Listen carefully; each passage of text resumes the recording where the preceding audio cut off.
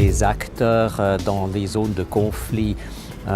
considèrent que le domaine de la santé est un domaine stratégique et donc un domaine stratégique de guerre, et ils utilisent le domaine de santé pour promouvoir leurs objectifs politiques au lieu de ce qui était prévu dans les conventions de Genève, de considérer les hôpitaux, le travail médical comme une sphère régie par la neutralité et l'impartialité. Aujourd'hui, les attaques contre les patients, contre les personnels de santé, contre les hôpitaux, c'est un des enjeux et un des problèmes humanitaires les plus graves qui existent, et personne n'en parle. On en parle un petit peu à la radio, à la télévision, quand on voit les images de Syrie, de Centrafrique, mais c'est un sujet qui ne faisait pas encore débat. Et le CICR a lancé une campagne pour sensibiliser les autorités politiques, les États à cette problématique, pour que des mesures soient prises pour mieux protéger les soins de santé, les personnels de santé et les patients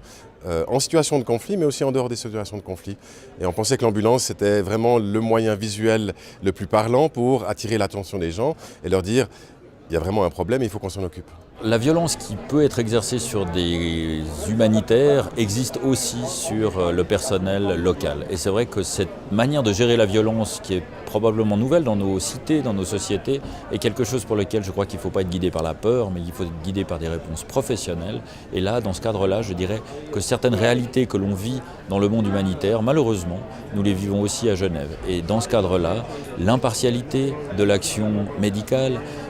l'humanité qu'il nous faut avoir, la neutralité de ces actions sont quelque chose d'indispensable que nous mettons en place et que nous devons réaffirmer de manière régulière, comme le font les organisations humanitaires sur le terrain.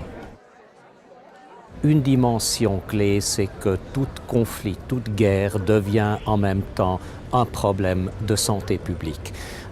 Les systèmes de santé se désintègrent à fur et à mesure que les conflits durent et perdurent, et cela a des effets néfastes pour les maladies transmissibles et non transmissibles, pour la santé de la population, et donc il y a quelque part